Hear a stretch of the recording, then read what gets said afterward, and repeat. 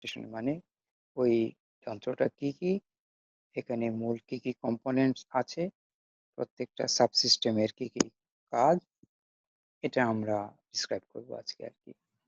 এখানে আমরা লিখে দিয়েছি।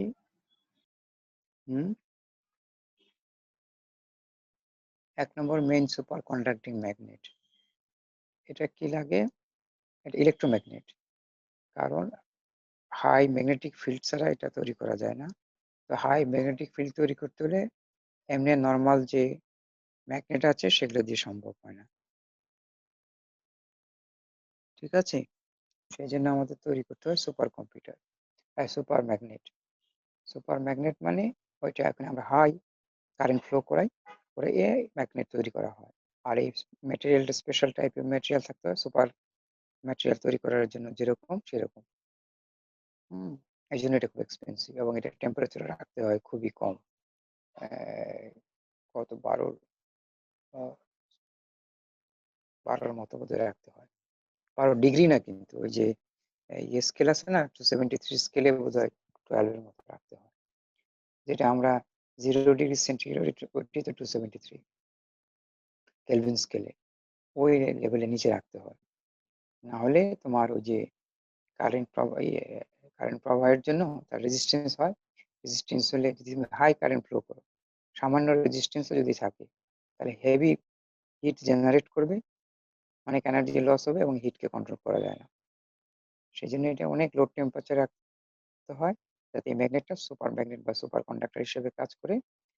প্র্যাকটিক্যালি কিছু রেজিস্ট্যান্স সামান্য পরিমাণ থাকে, তারপরেও আমরা হাই কারেন্ট দিলে অত বেশি হিট তৈরি হয় না এবং ভেরি হাই ম্যাগনেটিক ফিল্ড তৈরি করে। যেমন ধরো 1 টেসলা, 1.5 টেসলা, 2 টেসলা। আমাদের কাছে কিন্তু কম মনে হয়, 1-1.5 টেসলা কিন্তু অনেক বেশি। আমাদের নর্মাল যে ম্যাগনেট গুলো আমরা বাজারে দেখি, নর্মাল ন্যাচারাল ম্যাগনেট, যেটা নিয়ে হয়তো তোমরা দেখেছো, দুটো পাশাপাশি রাখলে টান দেয়, ওগুলো হচ্ছে মিলি টেসলা রেঞ্জের। তাহলে তুমি বুঝো তার থেকে 1000 গুণ বেশি, তাহলে কত পাওয়ারফুল এটা হতে হয়। এটাই আমার হলো মেইন সুপার কন্ডাক্টিং ম্যাগনেট। আমরা গতকাল যে ম্যাগনেটিক এক্সটার্নাল ম্যাগনেটিক একটা পড়েছিলাম না, B0, যেটা দিয়ে নিউক্লিয়াসকে, এনএমআর নিউক্লিয়াসকে আমরা ওরিয়েন্ট করি, এটা হলো সেই ম্যাগনেট যেটা এক্সটার্নাল ম্যাগনেটিক ফিল্ড B0 দেয়। এরপরে আমরা একটা দিয়েছি, দেখো, গ্রেডিয়েন্ট কয়েলস। এরপরে আছে রেডিও ফ্রিকোয়েন্সি কয়েল। এরপরে দেখো পেশেন্ট বেড, যেটার উপর পেশেন্টকে রাখা হয়। এগুলো ফাঁক ফাঁক করে দেওয়ার অর্থই হলো যে ওই মেইন ম্যাগনেটের মধ্যে বিরাট গ্যাপ আছে, সার্কুলার গ্যাপ। ওই গ্যাপের ভিতরে থাকে গ্রেডিয়েন্ট কয়েল, জি কয়েল যেটা লিখছি এটি হচ্ছে গ্রেডিয়েন্ট কয়েল। এখানে 3টা কয়েল থাকে, এক্স এর জন্য একটা, এক্স ওয়াই জেড। কারণ তুমি বুঝতে পারছো যে আমরা যদি কোনো স্পেসের কোনো পয়েন্টকে ফিক্সড করতে যাই, তাহলে তার এক্স এরও লাগবে, ওয়াই এরও লাগবে, জেড ও লাগবে। তাহলে 3টার জন্য 3 সেটস অফ গ্রেডিয়েন্ট কয়েল থাকে। এটাও মেন ম্যাগনেটের সঙ্গেই পাশেই লাগানো থাকে, এটার ভিতরে ঢুকে যায়। ওর ভিতরে আবার থাকে রেডিও ফ্রিকোয়েন্সি কয়েল। ওই যে আমরা কত ক্লাসে রিল্যাক্সেশন পড়ানোর সময় বলেছিলাম না যে এক্সটার্নাল রেডিও ফ্রিকোয়েন্সি এক্সাইটেশন দেই, সেটা দেওয়া হয় রেডিও ফ্রিকোয়েন্সি কয়েল দিয়ে। আবার এটা দিয়েই এনএমআর সিগন্যালকে রিসিভ করা হয়, আল্ট্রাসাউন্ডের মতো অনেকটা। যে এটা দিয়ে electromagnetic field radio frequency signal দিয়ে এনএমআর তৈরি করি, ওটা ক্লোজ করে দেই। আবার এনএমআর অ্যাটম থেকে যে রেডিয়েশনটা বের হয়, ওইটা আবার এই রেডিও ফ্রিকোয়েন্সি কয়েল দিয়ে অ্যাবজর্ব করে এবং কালেক্ট রিসিভ করে আমরা তোমার ইয়ের মধ্যে নিয়ে আসি, প্রসেসিং এর মধ্যে নিয়ে আসি। ওকে, তাহলে দেখো, আর এখানে আমরা কি লিখলাম, রেজোনেটর বা রেডিও ফ্রিকোয়েন্সি বা ইলেকট্রনিক্স কন্ট্রোল, সবগুলোকে সিস্টেমেটিক্যালি কন্ট্রোল করার জন্য একটা ইলেকট্রনিক্স কন্ট্রোল সিস্টেম আছে। ইমেজ রিকনস্ট্রাকশন বা প্রসেসিং কম্পিউটার। বুঝতে পারছো যে এত এই সব ডাটা কোথায় যাবে, ডাটা কোন সিকোয়েন্সের পরে কোন সিকোয়েন্স আসলো, সবগুলো ওখানে প্রোগ্রামের মধ্যে থাকে। ওখানে ডাটা গেলেই পুরো 3D বা 4D স্ক্যান ইমেজ তৈরি করে। কনসোল মানেই তো বুঝতে পারছো ডিসপ্লে। আরেকটা তুমি এখানে দিতে পারো, এখানে আমরা লিখি নাই, যদি ছবির মধ্যে দিয়েছি, পাওয়ার সাপ্লাই, ওটাও লাগবে। প্লাস মেকানিক্যাল গ্যান্ট্রি বলে, গ্যান্ট্রি মানে এই সবগুলো সাজানোর জন্য, বসানোর জন্য তো একটা মেকানিক্যাল বেস লাগবে, এটা করে মেকানিক্যাল গ্যান্ট্রি বা মেকানিক্যাল সিস্টেম যদি লিখে রাখো। তাহলে আমরা এখানে ৬ টা কম্পোনেন্ট দিয়েছি, তার সাথে আমরা যোগ করতে পারবো power supply and mechanical system for supporting all the above system. এই সবগুলো মিলে হলো এমআরআই ইনস্ট্রুমেন্টেশন। পাওয়ার সাপ্লাইয়ের মধ্যে তুমি দেখো লো এমপি এইচপি ৩টা লিখেছি, মানে লো পাওয়ার, কোথাও কোথাও ফিউ ভোল্ট লাগে, ৬ volt, ১২ volt, ১৫ volt, plus minus দুটোই লাগে। কোথাও হয়তো ৫০, ৬০, ৭০ ভোল্ট লাগে, কোথাও কয়েকশো ভোল্ট লাগে। তো এই জন্য ওই পাওয়ার সাপ্লাই থেকে, মেইন পাওয়ার থেকে নিয়ে যত রকম ভোল্টেজ লাগে সবগুলো তৈরি করা হয়। It's not a simple power supply, it's a very power, মানে তার পাওয়ারও খুব বেশি এবং ডিফারেন্ট লেভেল আছে। ইন জেনারেল আমরা বলে দিচ্ছি low power, medium power and high power supply তৈরি করে সে করে যার যেখানে যে প্রয়োজন সেইভাবে লাগায়। তাহলে মেন ম্যাগনেটটা বলছিলাম যেটা, যে ও এক্সটার্নাল স্ট্যাটিক ম্যাগনেটিক ফিল্ড যেটা, সেটা তৈরি করে main magnet, which is very very strong.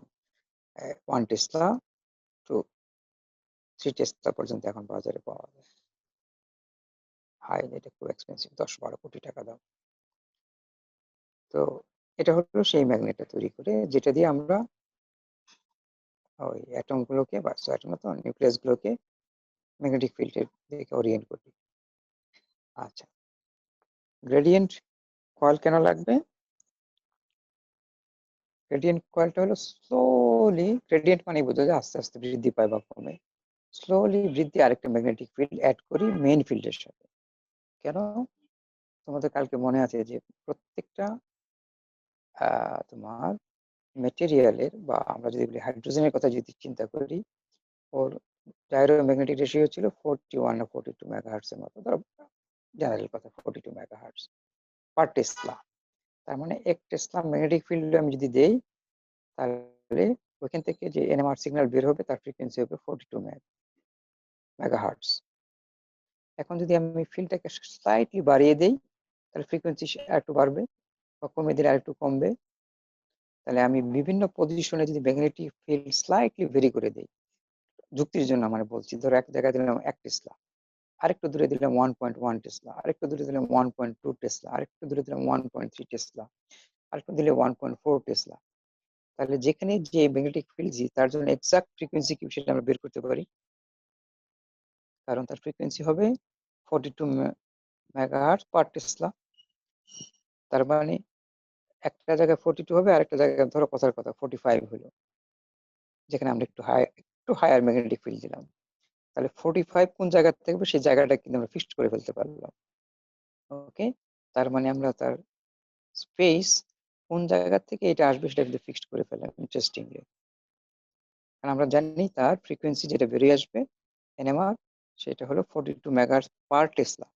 তাহলে আমরা ম্যাগনেটিক ফিল্ড যদি স্লাইটলি বিভিন্ন পয়েন্টে বিভিন্ন দেই, তাহলে আমরা বিভিন্ন পয়েন্টকে ফিক্সড করে ফেলতে পারি যে এত ফ্রিকোয়েন্সি যদি আসছে, তাহলে অবশ্যই এটা ওই টেস্লার জন্য আসছে, এই টেস্লাতে আমি এই জায়গায় দিয়েছি, অর্থাৎ এই জায়গার সিগন্যাল এটা।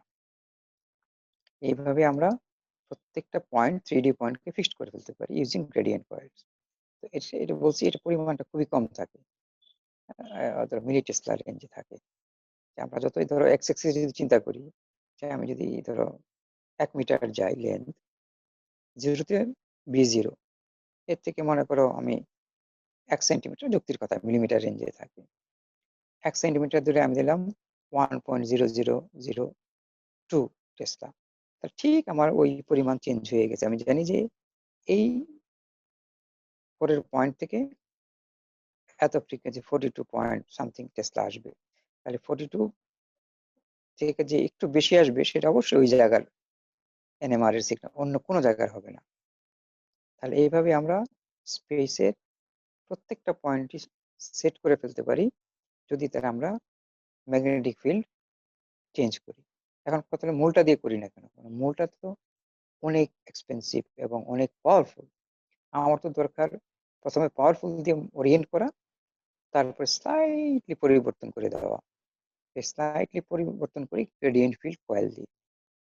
আর এটা তাহলে আমি যদি এক্স এক্সিস এর দিকে দেই, ধরো আমরা যদি এইভাবে একটা যুক্তির কথা বলি, যে এই গ্রেডিয়েন্ট কয়েলটা আমার টোটাল ধরো 200 মিলি টেসলা চেঞ্জ হবে over the length of 1 metre. তাহলে প্রতি মিলিমিটার কতটুকু চেঞ্জ হবে সেইভাবে গ্রেডিয়েন্ট কয়েলটা তৈরি করা থাকে। আমি যদি ওয়াই অ্যাক্সিস এর দিকে যাই তাহলে ওয়াই অ্যাক্সিস এরকম আছে। জেড অ্যাক্সিস এ যদি সেট করতে চাই পজিশন, জেড অ্যাক্সিস ও আছে। আমরা একসাথে যদি ৩ টে সেট করে দিই এক্স, ওয়াই, জেড, তাহলে আমরা প্রত্যেকটা বক্সের, তুমি জানো যে 3 ডাইমেনশনাল 2 ডাইমেনশনাল আমরা ছোট্ট পয়েন্টটাকে বলি পিক্সেল, আর 3 ডাইমেনশনাল ভলিউমের ছোট্টটাকে আমরা বলি ভক্সেল। তাহলে আমরা প্রত্যেকটা ভক্সেল বডি সেট করে ফেলতে পারি by setting the value of gradient coil. বুঝতে পারছো? তার মানে প্রত্যেকটা পয়েন্টের আমরা জানি যে এই পয়েন্টে ম্যাগনেটিক ফিল্ড কত, আর এই ম্যাগনেটিক ফিল্ডের জন্য ফর এক্সাম্পল হাইড্রোজেন নিউক্লিয়াসের জন্য কত এনএমআর ফ্রিকোয়েন্সি হবে। সুতরাং এনএমআর ফ্রিকোয়েন্সি যদি ওই ফ্রিকোয়েন্সির কোনো এনএমআর সিগন্যাল আমি পাই বা আমরা পাই, তাহলে অবশ্যই ওইটা ওই জায়গার থেকে আসছে, অন্য কোনো জায়গাটা হবে না। তাহলে এইভাবে আমরা প্রত্যেকটা পয়েন্টকে ফিক্স করতে পারি। That is why MR is so precision, যে আমরা প্রত্যেকটা পয়েন্টকে গ্রেডিয়েন্ট ফিল্ড সেট করে highest magnetic field, main magnetic field plus gradient field set করে ওকে ফিক্সড করে ফেলেছি। এখন আমাদের শুধু কাজ হলো ওইখানে থেকে সিগন্যাল আনা, এনে প্রসেস করা। আর রেডিও ফ্রিকোয়েন্সি কয়েলের কাজ দুইটা, ওই যা কালকে আমরা করেছিলাম, যে একটা যখন প্রিসিশন হয় তারপর ওটাকে আমরা কাট করে জেড এক্সিস থেকে এক্স ওয়াই প্লেনে নামায় আনি, তারপর আবার ছেড়ে দিই, তারপর সে আস্তে আস্তে আবার জেড এক্সিসে ফিরে যায়, যেটা আমরা বলেছি লঙ্গিটিউডিনাল রিল্যাক্সেশন। রিল্যাক্সেশন দুইটা, একটা হলো ট্রান্সভার্স আর একটা লঙ্গিটিউডিনাল। ওকে, তাহলে যখন ফিরে যায় সেটাই আমার এনএমআর সিগন্যাল দিতে থাকে। তাহলে ওকে সিগন্যাল দেওয়ার জন্য প্রথমে ওকে কাট করতে হয়, সেটাই আমরা রেডিও ফ্রিকোয়েন্সি কয়েলের মাধ্যমে একটা ইলেকট্রোম্যাগনেটিক ফিল্ড দেই, দিয়ে ওকে আমরা 90 ডিগ্রি বা 180 ডিগ্রি, সাধারণত বেশিরভাগ ক্ষেত্রে 90 ডিগ্রি দেওয়া হয়, মানে ওকে জেড এক্সিস থেকে এক্স ওয়াই প্লেনে নামাই ফেলে কাট করে ফেলা হয়। এরপর আমরা রেডিও ফ্রিকোয়েন্সি কয়েলের সিগন্যালটা উজ্জ্বল করে নিই, ক্লোজ করে দিই, মানে সুইচ অফ করে দিই ইলেকট্রনিক্যালি। এবার ওই ম্যাগনেটাইজেশনটা আবার পূর্ব অবস্থায় জেড এক্সিসে ফিরে যায়। এটাই আমরা গত ক্লাসে পড়েছিলাম লঙ্গিটিউডিনাল রিল্যাক্সেশন। তাহলে ওই সিগন্যাল স্ট্রেংথ কতটুকু আমরা পেলাম, এই সিগন্যাল স্ট্রেংথ আমাদের বোঝাবে যে ওইখানে ডেনসিটি কত আছে। আমরা গতকাল ইকুয়েশনে দেখেছি যে সিগন্যাল স্ট্রেংথটা ডিপেন্ড করে ওইখানে স্পেসিফিক ওই মলিকুলটা বা ওই অ্যাটমটা কি পরিমাণ আছে তার উপর। আমরা হাইড্রোজেনের কথা যদি চিন্তা করি, বডির ক্ষেত্রে তাই করা হয় হিউম্যানের জন্য, কারণ হিউম্যানের মধ্যে ওয়াটার আছে, ওয়াটারের মধ্যে হাইড্রোজেন আছে। তাহলে কোনো জায়গায় আমরা যদি বেশি সিগন্যাল স্ট্রেংথ পাই তাহলে বুঝতে হবে এখানে ডেনসিটি অফ প্রোটন ডেনসিটি বেশি আছে, সেভাবে আমরা ইমেজ করি। আর তার রিল্যাক্সেশন টাইম থেকে আমরা বের করতে পারি যে তার ইম্প্যাক্ট আশেপাশে কি কি আছে। ওকে, তাহলে এই পুরো জিনিসটা কন্ট্রোল করা হয় এই রেডিও ইলেকট্রনিক সিস্টেম দিয়ে, বা পালস সিকোয়েন্স তৈরি করি। তুমি দেখো এখানে পালস সিকোয়েন্স প্রসেসিং এই সব অটোমেটিক্যালি করে গ্রেডিয়েন্ট অ্যাম্পলিফায়ারের মধ্যে দিয়ে সেই পরিমাণ ভোল্টেজ এবং সিগন্যাল পাঠায়, সিগন্যাল পাঠিয়ে অ্যাম্পলিফাই করে এক্স কয়েল, ওয়াই কয়েল বা জেড কয়েলকে সেই সিগন্যাল দেয়, দিলে সেখান থেকে ইলেকট্রোম্যাগনেটিক রেডিয়েশন হয়ে, আর একই সাথে রেডিও ফ্রিকোয়েন্সি ইলেকট্রনিক্স এটাতে পেশেন্টের বেডের মধ্যে দিয়ে দিচ্ছে, পেশেন্টের বেড আস্তে আস্তে এটার ভিতরে ঢুকে যায়। তারপর এখান থেকে সিগন্যাল আবার রিসিভ করে ইমেজ প্রসেস করে আমরা ইমেজটা দেখতে পারি। বুঝতে পেরেছো? এই মোটামুটি আমাদের ইনস্ট্রুমেন্টেশন। কিভাবে কি কি জিনিস থাকে প্রত্যেকটা, আমি কম্পোনেন্ট বলি না, সাব সিস্টেম বলি, কারণ এটা নিজেদের মধ্যে অনেকগুলো কম্পোনেন্ট আছে, তাই না? Very complex. ঠিক আছে, আর এক্সাক্ট ডিটেল গুলো অনেক কমপ্লেক্স, ওই জন্য আমরা ওটা আনিও না বা পড়ানো সম্ভব না। যারা ধরো এমআরআই বানাবে সে যে 10 কোটি টাকা 5 কোটি টাকা বিক্রি করে, এমনি তো আর না, ওর মধ্যে অনেক কমপ্লেক্স জটিল জিনিস অ্যালগোরিদম গুলো আছে। বাট আমরা একটু পরিষ্কার করে বুঝে গেলাম যে একটা সুপার ম্যাগনেট আছে, হুইচ ইজ ইলেকট্রোম্যাগনেট, সেখানে সুপার কন্ডাক্টিং ম্যাটেরিয়াল দিয়ে হাই কারেন্ট দিয়ে high magnetic field, static magnetic field তৈরি করা হয়। আবার যে সাবজেক্টকে আমরা ইমেজ করব তার বিভিন্ন লোকেশনকে বা পজিশনকে ফিক্স করার জন্য আমরা গ্রেডিয়েন্ট কয়েল দিই।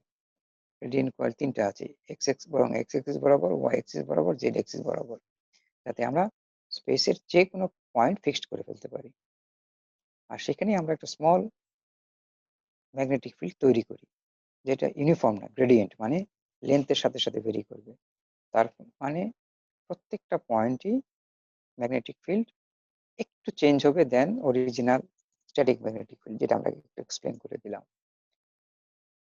এটার উদ্দেশ্য হলো যে ওই স্পেসের প্রত্যেকটা পয়েন্টকে অটোমেটিক্যালি ফিক্সড করা। কারণ আমরা জানি যে ম্যাগনেটিক ফিল্ড যদি প্রত্যেক পয়েন্ট একটু করেও আলাদা হয়, তাহলে ওই পয়েন্টের থেকে যে রেডিয়েশনটা বেরিয়ে আসবে এনএমআর সিগন্যাল, ওটা আলাদা হবে। এবং আমরা জানি ওই সিগন্যালের ভ্যালু কত হওয়া উচিত, ইয়ে না, অ্যামপ্লিচিউড না, ফ্রিকোয়েন্সি। তাহলে ওই ফ্রিকোয়েন্সি সিগন্যাল যদি আমরা পাই, সঙ্গে সঙ্গে আন্ডারস্টুড সেটা অবশ্যই সেটা ওই পজিশন থেকে আসছে, অন্য কোনো পজিশন থেকে হবে না। তাইলে ফ্রিকোয়েন্সি থেকে আমরা পজিশন ফিক্সড করে ফেলতে পারি, আর ইন্টেন্সিটি থেকে আমরা তার প্রোটন ডেন্সিটি বের করে ফেলতে পারি। তাহলে আমরা যেহেতু তার পজিশনও পেয়ে গেলাম, প্রোটন ডেন্সিটি পেয়ে গেলাম, তাহলে একটা ইমেজই তৈরি করতে পারি 3D, প্রত্যেক পজিশনের ডেন্সিটি কত, এটাই আমার ইমেজ। আবার অন্য ইমেজ যদি আমরা দেখি, তাহলে ওই যে রিল্যাক্সেশনের যে কত সময় ধরে ধরে প্রত্যেক পয়েন্টে রিল্যাক্স হচ্ছে, এটা বোঝায় তার আশেপাশে অন্যান্য এনভায়রনমেন্ট মানে অন্যান্য পজিশন গুলোতে কি কি জিনিস আছে আদার দেন সে হাইড্রোজেন অ্যাটম। এটাকে আমরা কন্ট্রাস্ট মিডিয়াম বলি, যে কন্ট্রাস্টটা কি কি আছে সেটাও আমরা বের করতে পারি, যে কন্ট্রাস্ট আছে কিনা, থাকলে কোন ম্যাটেরিয়াল আছে এবং কি পরিমাণ আছে। এই জন্য এমআরআইটা খুব ইউজ হয়, কিন্তু খুব এক্সপেন্সিভ, যন্ত্রটা এক্সপেন্সিভ। আর এই কারণে ওই ইমেজ করতেও একটু খরচ মিলে। আমাদের দেশে তো বহুত কম, অন্যান্য দেশে অনেক এক্সপেন্সিভ, 50-60 হাজার টাকা নিচে এক একটা ইমেজ তৈরি হয় না, মানে এই পরিমাণ খরচ নেওয়া হয়। ওকে, তাহলে আমাদের এমআরআই শেষ। কালকে থিওরি টিউরি পড়লাম, আজকে কনস্ট্রাকশন পড়লাম, আজকে আমরা যন্ত্রটার বিভিন্ন কম্পোনেন্ট সম্পর্কে জানলাম, এবং এই কম্পোনেন্ট গুলো গতকাল যে থিওরি গুলো আমরা পড়েছি তার কোনটা কোন কাজ করে। এর চেয়ে বেশি আর আমাদের পরীক্ষার জন্য আসলে আর লেখা সম্ভব না। আমাদের তো ওর একটা হিসাব আছে যে একটা প্রশ্নের উত্তর 30 মিনিটের মধ্যে দিতে হয়। তাহলে আগের এগুলো কিছু যদি লিখি, আর এটা যদি আমরা যতটুকু বললাম এটা লিখলে আমার 30-35 মিনিট এমনি চলে যাবে।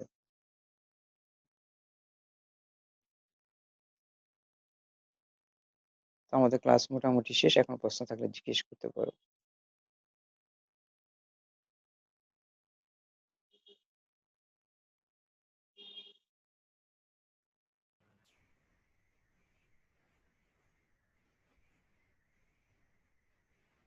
হ্যালো। জি স্যার। স্যার কারো হ্যাঁ, মনে হয় কোনো আরো কোশ্চেন নাই স্যার। আমার এটাও একটু পড়তে হবে, কারণ এটা কি, এটা সো ইম্পর্টেন্ট মেডিকেল ইমেজিং এ।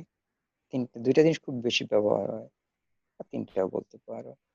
গরিব দেশে এক্স রে আর সিটি স্ক্যান বেশি ব্যবহার করে, দাম কম, কিন্তু এটা বডির জন্য অনেক ক্ষতিকর। আল্ট্রাসাউন্ড সারা পৃথিবীতে ব্যবহার হয়, আর এমআরআই টা সবচেয়ে বেশি ব্যবহার হয়।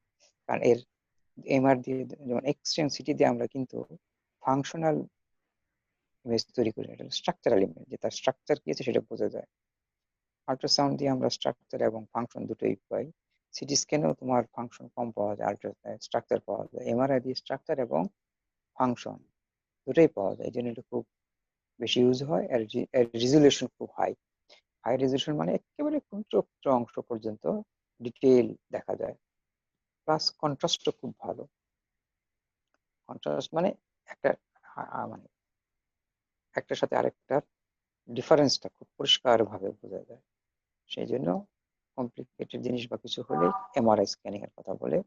কারণ রেজুলেশনও খুব শার্প, শার্প মানে খুব ফাইন, ছোট্ট ছোট্ট অংশ ক্লিয়ার করা আছে, এবং কম্পারেটিভ চেঞ্জটা খুব পরিষ্কার বোঝা যায়।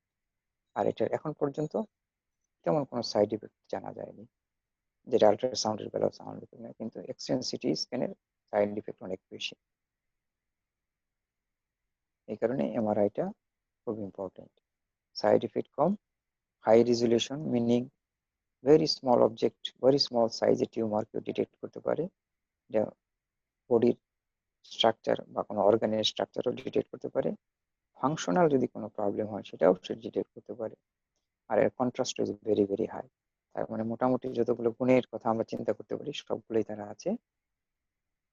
এবং তোমার এটা রেজলিউশন বললাম, রেজলিউশন ভালো, কন্ট্রাস্ট ভালো, ফাংশনাল হয় এবং সাইড ইফেক্ট হচ্ছে মিনিমাম।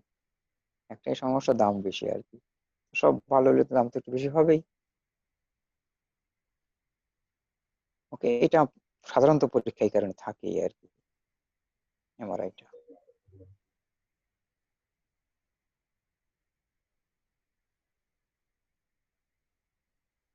তো কালকে আমরা আবার একটা ক্লাস আছে তাই না, নর্মাল ক্লাস? জি স্যার, কালকে একটা। কাল একটাই আছে, দেখি কালকে আমরা, তাহলে আমরা আল্ট্রাসাউন্ড শেষ করলাম, এমআরআইটা শেষ করলাম। কালকে হয়তো আমরা দেখি নিউক্লিয়ার মেডিসিনে গামা ক্যামেরা ট্যামেরাটা করতে পারি, অথবা সিটি স্ক্যান এক্সরেটা। ওটার ম্যাথামেটিক্সটা একটু লম্বা তো, অ্যালগোরিদমটা। দেখি কোন একটা সেট করবো। আর একটা বা দুইটা ক্লাস হলে আমাদের অনেকটা হয়ে যাবে, দুইটা ক্লাস বা তিনটা হতে পারে। ঠিক আছে তাহলে। জি স্যার। আসসালামু আলাইকুম স্যার। ওয়ালাইকুম আসসালাম।